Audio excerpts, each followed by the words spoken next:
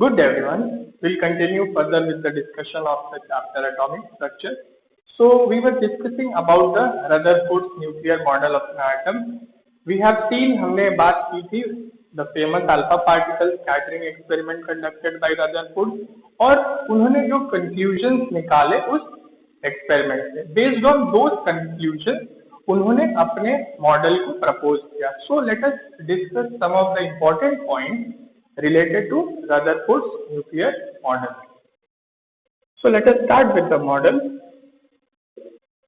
Rutherford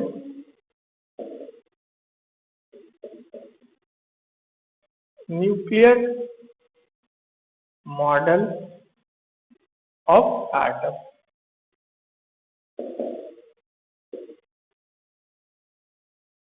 So जो experiment से उन्होंने कंक्लूजन डिराइव किया उसके according almost the entire charge and most of the mass of the atom is concentrated in a very small region which is known as nucleus. मतलब पूरा positive charge और ज्यादातर atom का मास किसी एक बहुत छोटे रीजन में कॉन्सेंट्रेटेड था which is known as nucleus of the atom. So most of the mass and entire पूरा positive charge and entire positive charge is present in nucleus, remember. So इसीलिए उनका मॉडल इतना इम्पोर्टेंट कंसिडर किया जाता है because उन्होंने पहली बार ये बताया कि एक एटम में न्यूक्लियस होता है. Now the second important point is that अब पॉजिटिव चार्ज है एक एटम में तो आप जानते हैं that atom is electrically neutral, तो नेगेटिवली चार्ज इलेक्ट्रॉन्स भी होने चाहिए. सो ही सेड दैट जो इलेक्ट्रॉन्स होते हैं the negatively charge electrons in an atom move around the nucleus at very high speed in circular path called orbit. मतलब जो electrons होते हैं नेगेटिवली चार्ज इलेक्ट्रॉन्स होते हैं वो न्यूक्लियस के चारों तरफ सर्कुलर पाथ में हाई स्पीड से मूव करते हैं और उन सर्कुलर पाथ को क्या बोला उन्होंने, ऑर्बिट बोला. सो electrons move around the nucleus, electrons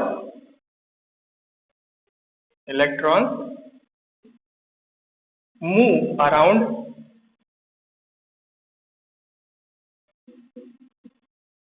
nucleus in किसमें मूव करते थे, ऑर्बिट में. Circular path called orbit.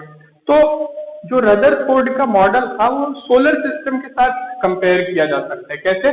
Solar system में sun is at the centre and the planet move around the sun. Similarly in an atom nucleus is at the centre and the electrons move around the nucleus. So you can draw a comparison between an atom and the solar system. Now the third point, electrons are moving in the orbit or circular path at very high speed. अब आप जान रहे हैं कि if they will move at a very high speed there will be a tendency of the electrons to be thrown out of the atom. मतलब क्या? अगर आपने बचपन में कभी ट्राई किया होगा, if you would have ever tied एक पत्थर को एक धागे से बांध के अगर आपने घुमाया होगा एक सर्कुलर पाथ में, if by chance the thread break, क्या होता था, the stone will leave the circular path and will be thrown out. वो बाहर चला जाएगा. तो उस स्टोन को उस सर्कुलर पाथ में कौन रख रहा था, वो thread. The thread was keeping the stone in the circular path. So in this case the electrons are moving around the nucleus at very high speed. ये orbit है मान लीजिए, this is the circular orbit and electron is moving at very high speed. So there will be tendency of this electron to be thrown out. ये भी बाहर जाने की कोशिश करेगा because centrifugal force will act on it. So अगर ये बाहर चला गया एटम से, then atom will not exist, which is not the case, जो कि नहीं होता है. So there should be something which should bind the electron with the atom, और वो होता है electrostatic force of attraction between the electrostatic force of attraction between what? Electron and the nucleus. Electron is negatively charged, nucleus is positively charged, opposite charges attract each other. So उन दोनों के बीच में एक attractive force होगी, and this attractive force will prevent this electron from flying out of the atom. So इस centrifugal force को कौन balance कर रहा था? centrifugal force को कौन बैलेंस कर रहा था? is balanced by the electrostatic force of attraction between the electron and the nucleus. So these were some of the important points about Rutherford's nuclear model of an atom. It was very important model, बहुत important model, a very vital model, but soon it was discarded. ये बहुत ही जल्दी discard कर दिया गया. इसके कुछ drawbacks. What were the drawbacks? It contradicted electromagnetic theory by Maxwell. Electromagnetic theory by Maxwell.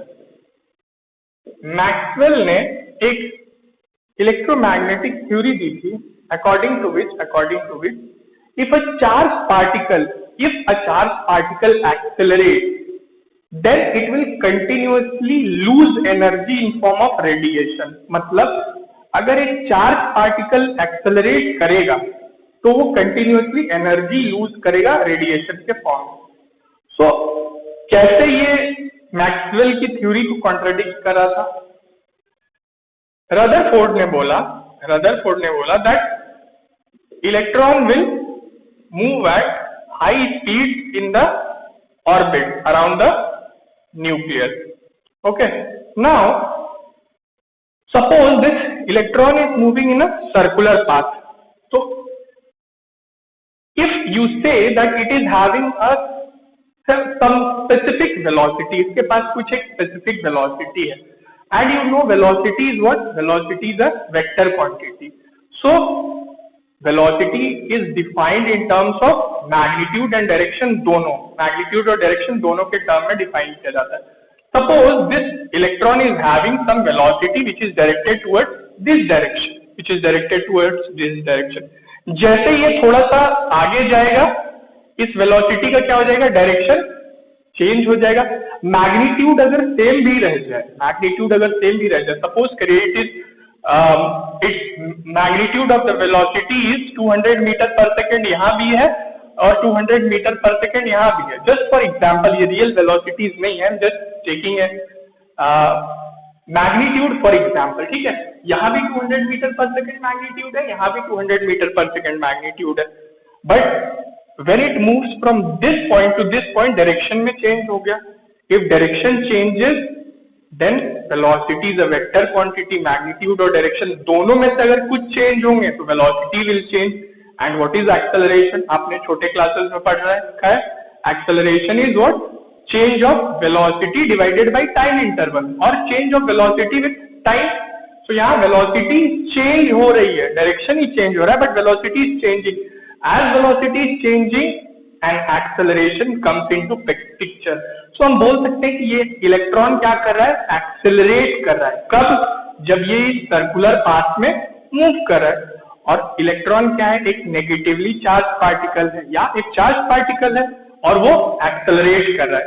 अब अगर ये एक्सेलरेट कर रहा है और ये चार्ज पार्टिकल है, तो according to Maxwell electromagnetic theory ये कंटिन्यूअसली क्या करेगा? एनर्जी लूज करेगा इन फॉर्म ऑफ रेडिएशन. ये कंटिन्यूअसली एनर्जी लूज करेगा in form of radiation. Energy इससे बाहर जाती रहेगी इन फॉर्म ऑफ रेडिएशन. इसकी एनर्जी किस वजह से? इसकी एनर्जी इसी मोशन के वजह से है, because of its motion around the nucleus. तो वो एनर्जी अगर लूज करेगा तो इसका मोशन कम होता जाएगा, और वी कैन से कि इसका ये orbit, this orbit will keep on shrinking, छोटा होता जाएगा. अगर ये एनर्जी लूज करेगा तो इसका ऑर्बिट क्या होता जाएगा? छोटा होता जाएगा continuously. It will shrink, keep on shrinking, and ultimately क्या होगा, ये इतना छोटा हो जाएगा, this will be so small that it will collide with the nucleus, ये nucleus के साथ collide कर जाएगा. If an electron collides with the nucleus of an atom, then it will lead to destruction of the atom, which is not possible. So Rutherford का nuclear model was not able to explain the stability of the atom. That's why it was discarded. So we'll keep talking about this atomic structure in the next class. Today we'll keep it till here only. Kindly go through these topics from the textbook, a theoretical topic basically, but ये आपको subject को appreciate करने में help करेगा. So thank you so much.